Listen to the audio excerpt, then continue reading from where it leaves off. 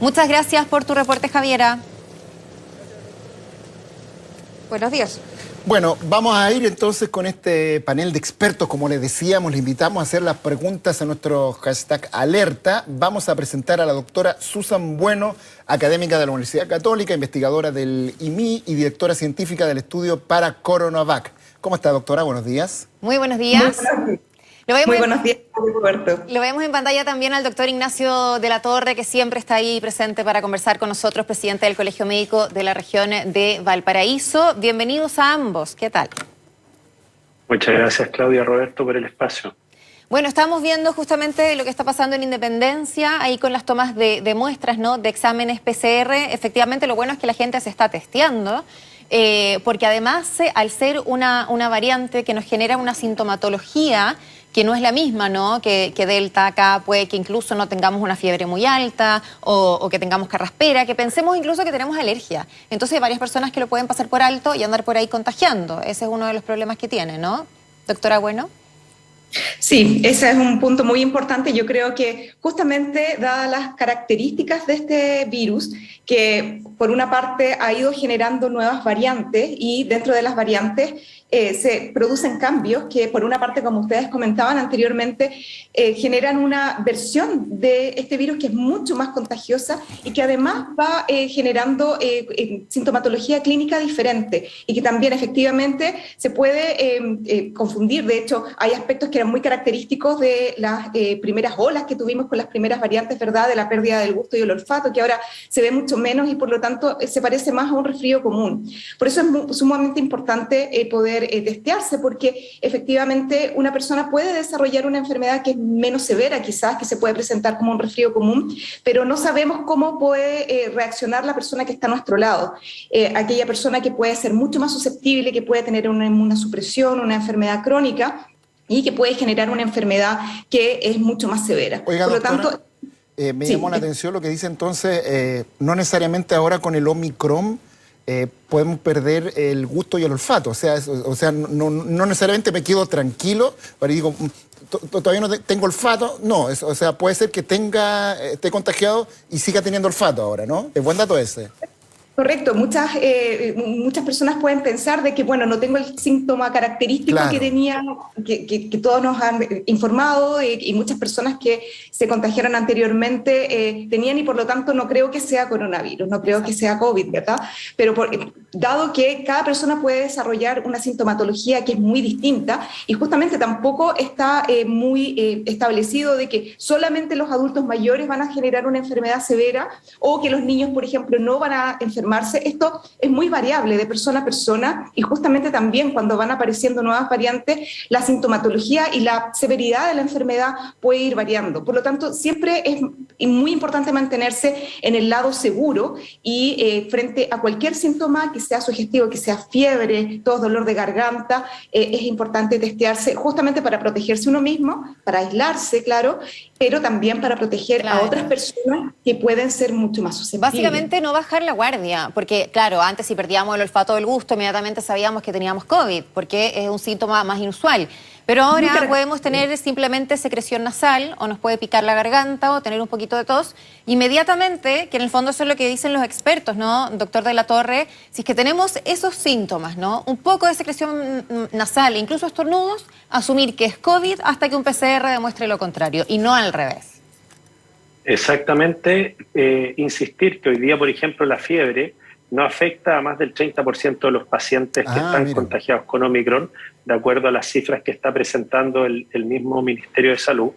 Y también decir que ha ido cambiando entonces la sintomatología y poner alerta hoy día a una sintomatología que es más rinofaringia, o sea, congestión nasal, dolor de cabeza, ese se ha mantenido, pero no necesariamente acompañado de fiebre alta, dolores articulares o musculares, falta de ganas y sobre todo esta sensación que se parece mucho a la laringitis o a algunos resfríos donde hay un dolor, no necesariamente al tragar, pero una sensación como que algo raspa en la garganta, que algo no está bien acá, y una mucosidad que no necesariamente es amarilla, purulenta, sino que incluso puede ser transparente. Esos son síntomas que hoy día vemos con más frecuencia y cuando están, la invitación es aislarse de manera preventiva.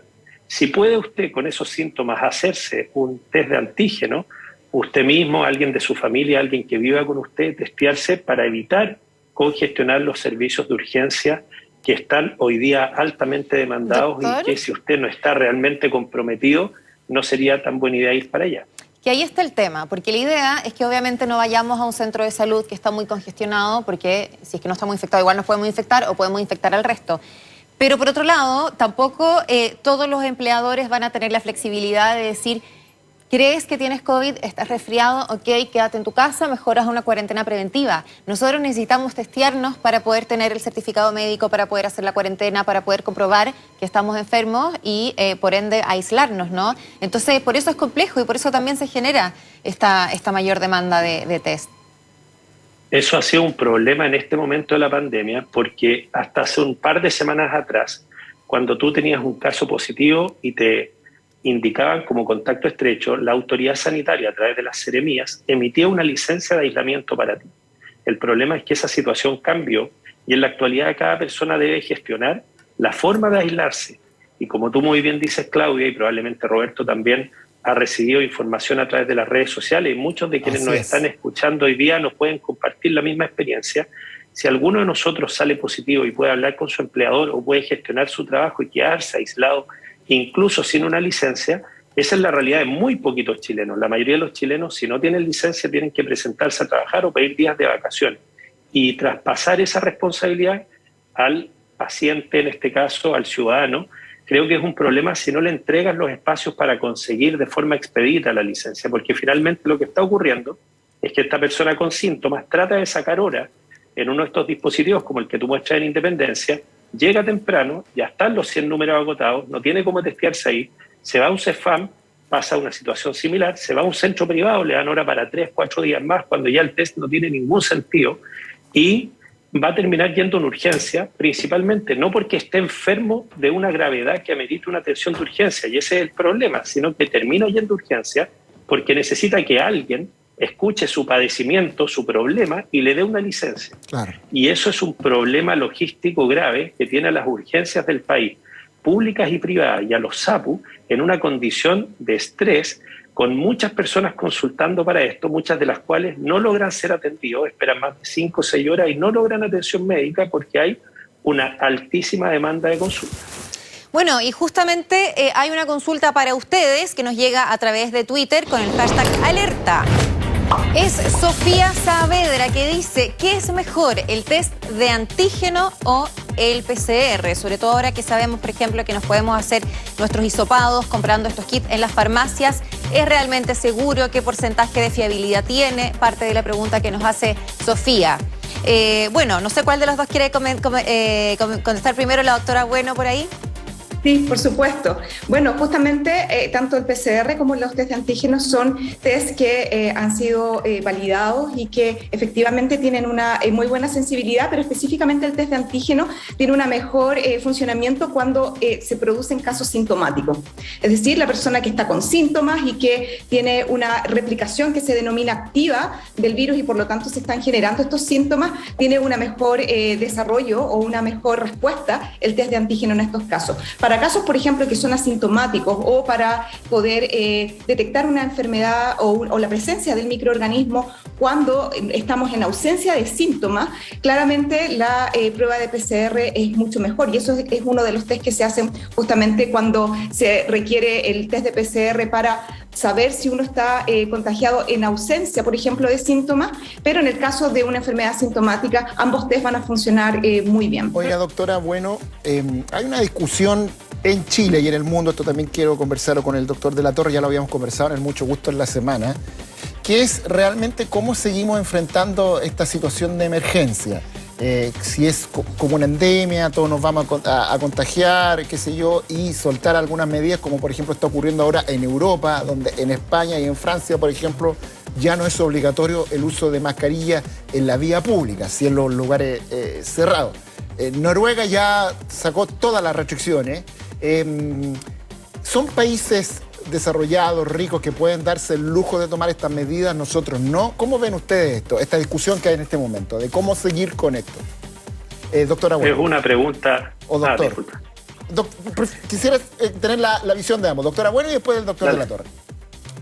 Sí, yo creo que justamente estamos en una situación de pandemia actualmente y justamente estamos frente a un microorganismo que va cambiando y cada vez va generando entre comillas, sorpresas al sistema. Obviamente, cuando se generaron las vacunas y hemos tenido porcentajes de vacunación en nuestro país, por ejemplo, muy importantes, que han permitido generar un nivel de inmunidad importante, uno esperaría justamente que este microorganismo pudiese ser controlado y ya empezáramos a tener una circulación viral bastante baja. Pero ¿qué es lo que ocurre? Van apareciendo estas nuevas variantes que justamente en casos en que en países en donde aún no existe un nivel de vacunación muy importante, se produce la posibilidad de que se generen estas nuevas versiones del virus que son mucho más contagiosas, que pueden evadir algunos aspectos de la inmunidad que inducen las vacunas y por lo tanto aún no podemos bajar la guardia.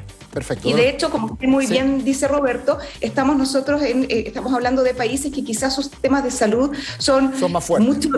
mucho más fuertes, claro. Pero en nuestro país tenemos, y muchos países de nuestra región y muchos países del mundo, no es la realidad. Y por lo tanto, si bien esta nueva variante genera una enfermedad que quizás es mucho más leve, pero el nivel de contagiosidad es tan alto que la cantidad de personas que se están infectando, y lo vemos día a día, es muchísimo más alto de lo que veíamos anteriormente. Claro. Por lo tanto, ese porcentaje pequeño de personas que pueden desarrollar una enfermedad más grave y requerir una cama crítica también se incrementa. Entonces, por eso es muy importante seguir manteniendo las medidas. Doctor de la Torre, también quiero su opinión de esa disyuntiva en la cual estamos entrando.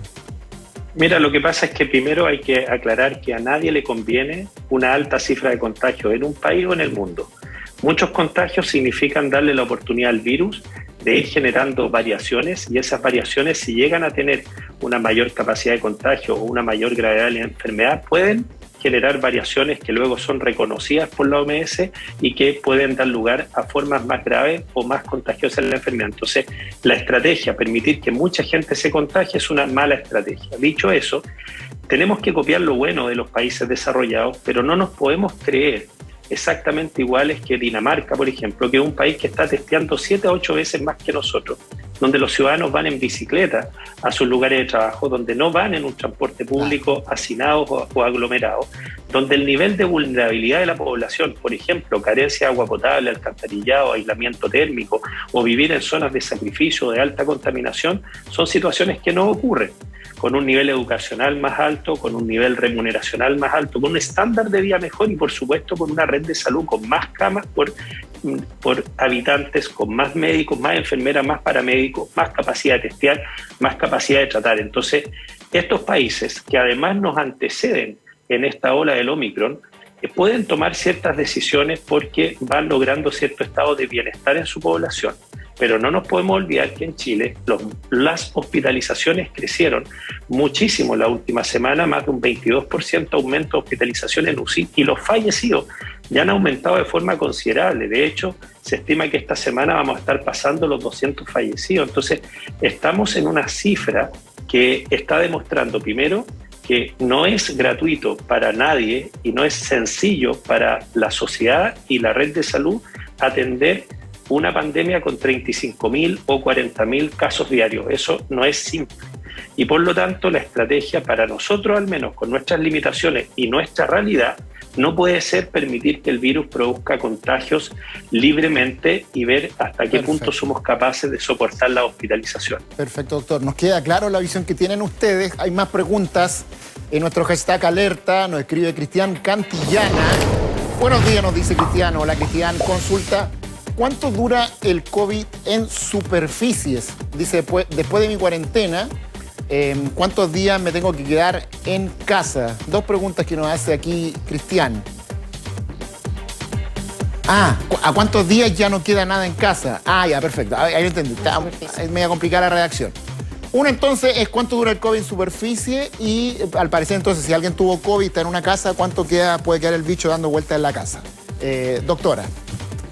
Sí, esa es una muy buena pregunta y de hecho desde el inicio de la pandemia, cuando apareció este nuevo virus fue una de las investigaciones que se fueron realizando para ver justamente cuánto tiempo dura. Y efectivamente este es un virus que es bien particular porque en su superficie, todos lo hemos, estamos como familiarizados con la estructura de este virus, pero tiene unas proteínas en su superficie que son las proteínas espiga o spike, que lo hacen bastante resistente al medio ambiente y justamente también permite que este virus esté presente, por ejemplo, en el agua, se transmita por el aire, por las gotitas de secreción, y se ha demostrado de que la superficie dura bastante tiempo. También se afecta mucho aspectos como, por ejemplo, la humedad que hay en un medio ambiente, la temperatura, y sin embargo, es sensible a desinfectantes como, por ejemplo, alcohol, porque su superficie también está cubierta de lípidos o grasa, digamos, que se disuelve justamente con los alcoholes. Y por lo tanto, si bien es un microorganismo que se puede mantener por bastante tiempo en la superficie, sí es muy sensible a desinfectantes de superficie. Por lo tanto, una persona que está con COVID o que está recuperándose de la enfermedad, es muy importante, además obviamente de mantener las medidas de prevención con las personas de su familia, es también desinfectar superficies con desinfectantes como por ejemplo el alcohol 70% o cloro al 1,5%. Claro, ha cambiado el panorama de todas maneras respecto desde que todo esto empieza, cuando nos llegaba la mercadería y uno la rociaba de alcohol, etcétera. Habían otras sustancias que también estaban súper de moda y uno la dejaba ahí más o menos hasta el día siguiente, después la desempaquetaba. Había mucho de esto del contacto, ¿no? Del contacto por superficie, del contagio de esa manera, pero luego empezamos a darle la importancia real al contagio por aerosoles, y eso es lo que estamos hablando más hoy. Es importante mantener, como siempre debiese ser, el lavado frecuente de manos, desinfectar también las superficies, pero lo más importante es justamente la infección por aerosoles. Por eso es tan importante mantener el uso de la mascarilla, que llama tanto la atención, como hay países en Europa o en Estados Unidos que incluso sin tener buenas cifras la dejan de usar cuando es algo que es tan fácil de mantener y pero tan necesario. Y sobre eso también queremos insistir, ¿no? Doctor de la Torre, lo han dicho ya tantas veces en el último tiempo, también ha ido cambiando el tema de las mascarillas. Ahora dicen, bueno, la de tela, que mucha gente utilizaba, porque obviamente que es una opción más económica, se va lavando, etcétera, es lo mismo que no usar mascarilla. Mira, muy importante como tú lo planteas, la ventilación, y en el caso de la persona que nos escribía por Twitter, importante limpiar superficies, pero mucho más importante que ventiles tu casa. Si tú mantienes un sistema de ventilación cruzada en oficina, en tu casa, vas a reducir el riesgo de contagio. Y dicho eso, la mascarilla juega un rol crucial, pero ojo, los países que la han retirado del uso al aire libre. Y ahí hay todo un tema, porque en el fondo la mascarilla tiene su principal aplicación o su principal uso en espacios cerrados y mal ventilados, porque al aire libre el riesgo de contagio de por sí, gracias a la ventilación, es menor. Ahora, ¿por qué algunos sostienen que es importante mantener el uso en todo momento? Porque si tú liberalizas su uso al aire libre, después cuesta que la persona se la coloque al entrar a una micro, cuesta que la coloque al entrar a una tienda, y por lo tanto, si haces un uso rutinario de la mascarilla, parece ser algo que lo vas a usar de manera constante. ¿Y qué mascarilla elegir? Una mascarilla certificada. Acá certifica principalmente el ISP, y la USACH también tiene una unidad que certifica este tipo de productos. Y hay dos grandes tipos que se la han peleado en este momento. La primera, la mascarilla quirúrgica o mascarilla de tres pliegues, una mascarilla que tiene una buena capacidad de filtrado, pero tiene una mala capacidad de sellar lo que es nariz y boca.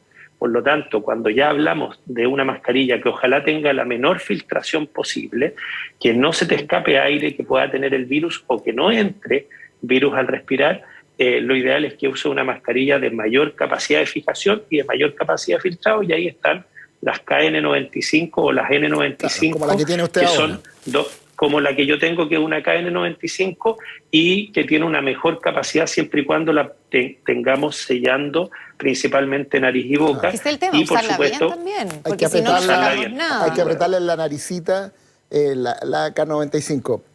Pero tú dices, Claudia, lo que tú dices también es súper importante. A veces uno ve incluso gente que hace el esfuerzo, porque esas son más caras, hace un esfuerzo económico de tener la K95, pero la tienen mal puesta, sí, está con la nariz afuera. Entonces, o que uno ve que efectivamente quizás son más flequitas de cara, qué sé yo, y que o sea, uno podría meter la mano por dentro de la mascarilla. Entonces ahí está pasando todo, ¿no? La verdad es que si no hay buen sellado, no va a funcionar. Claro. Y por lo mismo es fundamental que nosotros seamos capaces de educar sobre el uso, y sobre todo que las personas entiendan que la mascarilla efectivamente nos va a ayudar en nuestro cinturón de seguridad, la vacuna es nuestro airbag, pero no podemos circular a exceso de velocidad y cometiendo imprudencias al volante. ¿Y cuál sería ese exceso de velocidad? Irnos a meter a un lugar cerrado, mal ventilado, como podría ser una discoteca, un bar, un pub. ¿Y cuál sería una conducción irresponsable? Estar muy cerca de otras personas o, por ejemplo, sacarnos la mascarilla para poder hablar, para escucharnos mejor. Sí. Lamentablemente estas son medidas preventivas, pero no impiden el contagio si tú no las utilizas bien. Yo ya ni me acuerdo la última vez que fue a una discoteca, así que ya creo que ya... Tú hace rato, está complicado ir a una discoteca. Yo quisiera enfatizar que ese punto es un punto también que es muy importante, que obviamente la ventilación, el uso de mascarilla, pero lo que está claramente comprobado es que la transmisión se va a ocurrir cuando estamos con transmisión de persona a persona. Sí. Es decir, si estamos cerca de otra persona, justamente como se mencionaba, si me saco la mascarilla para comer y si estoy al aire libre, y aunque esté al aire libre pero esté muy cerca, igual tengo riesgo de contagiarme. Entonces, hay medidas que tenemos que tener súper claro. O sea, la transmisión del virus va a ocurrir de una persona infectada a otra persona a través del aire. Sí. Por lo tanto, es importante, por ejemplo, en actividades que pueden ser también podría considerar al aire libre, como por ejemplo ir al estadio, ir a un concierto. De todas maneras, el acercamiento que vamos a tener con otras personas también nos pone en riesgo. Y por lo tanto, ahí es sumamente importante también el uso de mascarilla. Yo creo que nosotros, por ejemplo, nos comparamos en Chile, nos comparamos con otros países justamente que también tienen niveles de vacunación altos, pero que, como ustedes habían mencionado, han tomado la decisión de retirar el uso de mascarillas. Yo creo que en nuestro país hemos tenido este resguardo de, si bien tenemos un porcentaje de vacunación importante, también seguimos usando la mascarilla, y yo creo que ese es un valor importante que tenemos que destacar y que tenemos que seguir fomentándolo. Todo, o sea, como ustedes mencionaban, uno cuando está en la calle, cerca del 80-90% de las personas está usando su mascarilla correctamente, pero también hay un porcentaje que no la usa correctamente, que no se le ajusta a la cara, que la pone debajo de la nariz. Es importante que se ajuste sobre nariz y boca, del distanciamiento físico de otras personas, sobre todo cuando uno está en lugares en donde puede haber una mayor cantidad de aglomeraciones, sí, en el metro, en el transporte público, en el mall, o en otras situaciones en donde estemos al aire libre, pero que tengamos, por los motivos de cómo funciona ese sistema, tengamos que estar más cerca de otras personas. Así que sí, yo creo que tenemos que fomentar que siempre el uso de mascarilla, distanciamiento físico, ventilación y higiene, por supuesto. Las manos son los principales transmisores también, sí, del microorganismo hacia la nariz y no es el momento de relajarse. Obvio que todos nos podemos contagiar, pero de todas maneras podemos extremar las medidas. Nosotros acá estamos hablando de mascarilla y quiero precisar que tenemos nuestros PCRs al día. El último fue ayer, de hecho, al igual que todo nuestro departamento de prensa, donde se está manteniendo monitoreada la situación sanitaria también para poder hacer nuestro trabajo. Doctora Susan Bueno, doctor Ignacio de la Torre, vamos a seguir pendientes, ¿no?, de este tema, conversando con ustedes, y justamente ya les mostrábamos que estábamos en Independencia con nuestra compañera Javiera Estuardo, monitoreando lo que pasaba con los test PCR. Así es, están haciendo PCR en la Plaza Chacabuco, en Independencia. Javiera. Sí, y sin duda, para tener mayor conocimiento de lo que está pasando específicamente en esta comuna, nos encontramos con Elizabeth Romo. Justamente ella es la encargada de este operativo masivo que se está realizando acá en la comuna y que, entiendo, también se va trasladando por distintas comunas de acuerdo a la necesidad que se va presentando. Elizabeth, cuéntame un poquito cómo ha sido el trabajo. ¿Se ha visto este incremento masivo en la demanda de toma de test de PCR? Sí, hola Javiera. La verdad es que nosotros, como operativo de búsqueda activa de la Comuna de Independencia, hemos estado desde el inicio de la pandemia realizando estos puntos de búsqueda activa, y más o menos hace unas 3 semanas empezó a aumentar mucho la demanda de toma de test de PCR. Pero la cantidad de gente es similar a la de la primera ola, tratando de realizarse las búsquedas activas. Pero hace 3 semanas estábamos mucho más tranquilos, había mucho menos gente tomándose los exámenes, y ahora ya se ve, como se puede ver en las imágenes, atrás está lleno de gente esperando desde temprano en la mañana. ¿A qué hora empiezan a llegar las primeras personas? Porque acá se entregan aproximadamente 100 números, y son varias las personas que van llegando después de la hora y que simplemente no se pueden realizar el test. Sí, bueno, le consulté a la persona que estaba en el número 20, me dijo que él llegó a las 7 de la mañana. Nosotros llegamos a las 9 a repartir los números, y a las 9:10 entregamos el último número, que era el número 100. Es súper importante, esto está dando cuenta sobre esta necesidad que se está dando a nivel nacional, sobre todo para tomarse y testearse finalmente. La gran mayoría de las personas, no sé si tú has podido conversar con ellos, ¿por qué motivos vienen? ¿Por motivo de prevención? ¿Son contacto estrecho, como antiguamente se denominaban? ¿Vienen con síntomas? ¿Qué es lo que tú puedes observar? Bueno, antiguamente venía mucha gente por viaje. Hoy en día ya no vemos a nadie que venga por viaje. Tampoco como búsqueda activa como tal, sin síntomas. La gente está viniendo porque en sus casas hay algún positivo y como la autoridad sanitaria es quien está definiendo el contacto estrecho, a ellos no se les definió como contacto estrecho, entonces son solo casos de alerta. Y esas personas deben realizarse el PCR idealmente después de 48 horas desde que el familiar salió positivo. Entonces, la mayoría de los que están en la fila son ellos, con un familiar positivo. Súper importante ese dato de Roberto, Claudia, porque ahí está dando cuenta de esta necesidad que se está generando en estos momentos de buscar y testearse finalmente con estos PCR. Muy bien, muchas gracias Javiera. Vamos a seguir pendientes a lo que pase, ¿no? Con esta demanda de PCR. Eso es el llamado que se hace también, ¿no? A testearse. Vamos a los Twitter.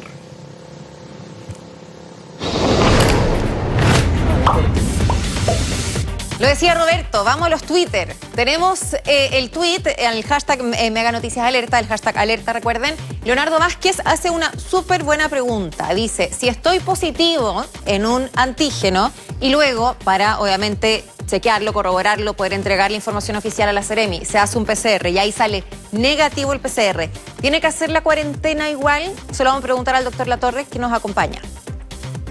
Sin lugar a dudas, si la persona está asintomática, se hizo un test de antígeno, el primer llamado cuando vemos que los dispositivos de PCR están saturados no es necesario que se haga además un PCR. Si usted tiene síntomas y tiene un antígeno positivo, usted tiene COVID.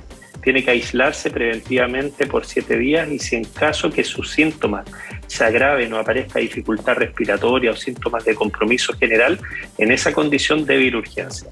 Lo que nosotros hemos pedido y la autoridad sanitaria ha validado que los resultados de los test antígenos ya pueden ser considerados para la utilización de la licencia por COVID. Por lo tanto, una persona que está sintomática y con un test de antígeno positivo puede solicitar la correspondiente licencia médica y el problema o la piedra de tope suele ser quién se la puede emitir y cómo la puede hacer llegar oportunamente. Ahí yo aprovecho a hacer un llamado a los empleadores.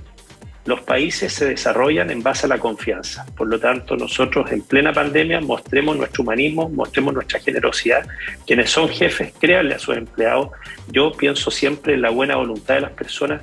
No creo que alguien en este momento nos vaya a decir, y si lo hace, los justos no tienen por qué pagar por los pecadores. Creámosle a los trabajadores, creámosle a nuestros compañeros cuando nos dicen estoy positivo y démosle todas las facilidades. Aunque la parte administrativa, aunque la parte de los documentos no esté disponible, hoy día exigirle un documento a alguien que vaya a un Cefam, exigirle una licencia médica, puede ser poner una piedra de tope que impida que esa persona se aísle y puede ser tú indirectamente quien contagie a otros. Así que si tienes un antígeno positivo, no gastes estos recursos que están muy escasos hoy día, que son los PCR, comunícate con tu empleador, apelemos a la buena voluntad de las personas, confiemos entre nosotros para salir adelante de esta crisis y creámosle a quien nos dice que tiene un test positivo y démosle la opción de aislarse efectivamente. Perfecto, doctor. Bueno, me parece que me responde también otra pregunta que me hacían, que va muy en la línea de lo que usted decía. Me hizo un antígeno ayer y salió positivo, hoy me hacen un PCR. ¿Qué posibilidades hay de que el antígeno esté errado? Usted dice, hay que creerle al antígeno. Si sale prácticamente positivo, ninguna.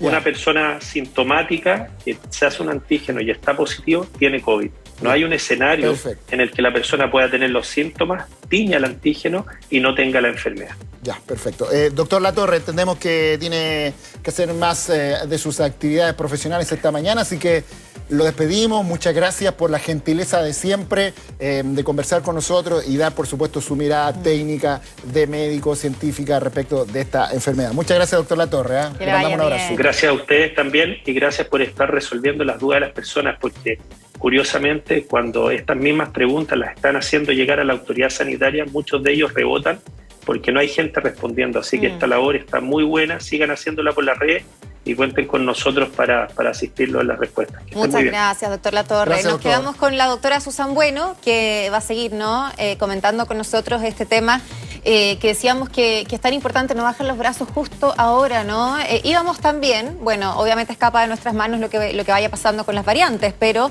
nada nos asegura, así como hay países que dicen que acá el comienzo del fin de la pandemia, nada nos asegura que aparezca una variante peor, porque esto es bastante dispar. Nosotros tenemos una campaña de vacunación muy exitosa, pero mientras esto no funcione de manera igual en todos los países y aún haya naciones que no tienen acceso a la vacunación, se van a seguir contagiando personas y en esos huéspedes, en esas personas infectadas, se van generando variantes. Por eso también es tan relevante mejorar ahí la gestión del sistema COVAX, la colaboración entre países, etcétera.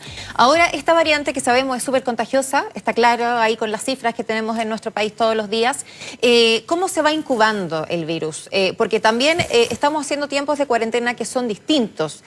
¿Cuáles son los días en que somos más contagiosos? Por ejemplo, si yo me contagio hoy día en la mañana y estoy con alguien en la tarde, ¿esa persona ya la puedo contagiar? ¿Cuáles van a ser los días en que efectivamente es más complejo y debería permanecer en mi casa? Sí, Claudia, esa es una muy buena pregunta y respecto a eso, justamente los estudios que se han hecho, y no solamente lo que estamos viendo en Chile, sino lo que está pasando alrededor de todo el mundo, de que el periodo de incubación de esta variante es menor a lo que se había también reportado con las variantes anteriores. Recordamos que habían algunas personas que podían demorar aproximadamente 2 semanas desde que se contagiaron a desarrollar síntomas. Actualmente el periodo de incubación que se ha descrito para este virus son de 3 días en promedio, y justamente en los momentos en que la persona está desarrollando la enfermedad sintomática es cuando tenemos la mayor cantidad de replicación del virus en nuestra vía respiratoria y por lo tanto una mayor emisión del microorganismo en nuestras secreciones respiratorias. Por lo tanto, por eso es tan importante que las personas que están sintomáticas mientras esperan su resultado de ya sea de antígeno o de PCR, puedan aislarse, puedan usar mascarillas, porque es el minuto en que van a estar transmitiendo con mayor, frecuencia o más activamente este microorganismo. Sin embargo, es importante también que cuando uno tiene una alerta de haber estado en contacto con una persona sintomática, por ejemplo, que dio positivo para COVID, es importante que también esta persona se pueda tomar todas las medidas como si estuviese contagiando, porque justamente tenemos aquellos casos que son casos asintomáticos o con síntomas muy, muy leves que de todas maneras pueden contagiar. Pero lo importante es conocer de que el periodo de incubación es bastante corto y por lo tanto hay que tener en cuenta de que una vez que uno ya tiene síntomas o tuvo contacto con alguna persona, idealmente tener que hacer una cuarentena o un aislamiento de 7 días. Oiga, doctora, para terminar, ayer conocimos en la tarde que la Corte Suprema sacó una resolución que indica que ya no va a poder entrar nadie a los tribunales de justicia sin el pase de movilidad, o sea, sin su cuadro completo de vacunación. Yo al menos, como siempre chileno, lo encuentro espectacular. Creo que hay que ir cerrando todos los espacios de la antivacuna, así de claro. ¿Cómo lo ve usted eso, doctora? Yo creo que es muy importante que se disemine y se dé a conocer a la comunidad la información científica, la evidencia científica y los datos que estamos obteniendo, no solamente a nivel de estudios clínicos en donde se realizan estudios controlados, sino que también todos los estudios de efectividad en donde se muestra cuál ha sido el impacto que ha tenido la vacunación en el desarrollo de esta enfermedad. Hoy en día lo podemos ver en el caso de variante Omicron, de que los casos de hospitalizaciones a nivel no solamente en Chile, sino que también alrededor del mundo, que desarrollan enfermedad más severa o que requieren camas UCI son aquellos que no tienen ninguna vacuna o tienen un esquema de vacunación incompleto. También hay antecedentes que muestran que justamente estas dosis de refuerzo son sumamente importantes para la aparición de estas variantes, para reducir la posibilidad de desarrollar una enfermedad severa. Entonces yo creo que al transmitir esta enfermedad, ver los datos, ver las fuentes de información que muestran cómo es el escenario de una persona vacunada frente a este microorganismo que está causando esta pandemia respecto a una persona no vacunada, los datos hablan por sí solos.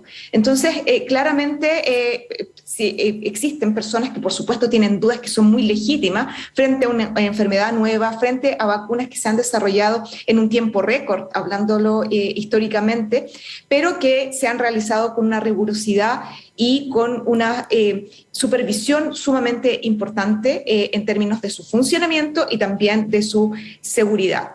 Ahora, justamente, siempre van a haber personas que por X motivos no van a creer en estos datos y van a mantener el argumento de que la vacunación no es la salida o no es la solución para poder obtener o para poder superar esta crisis sanitaria. Y en esos casos claramente tenemos que no se puede hacer una vacuna que está en un minuto todavía en la aprobación de emergencia obligatoria, pero sí claramente se puede requerir la vacunación, conociendo los datos científicos, para poder incentivar justamente que nos podamos proteger y sobre todo que mientras existan personas vacunadas y también en países que existan zonas que no están con un alto grado de vacunación, la probabilidad de que aparezcan nuevas variantes va a seguir existiendo y el virus no se va a detener. Doctora, bueno, muchas gracias por los comentarios, por los análisis, por los datos que nos ha entregado esta mañana. Que tenga un buen fin de semana. Que le vaya bien y gracias por todo. La invitación y todos a seguir cuidándonos. De todas maneras. Gracias.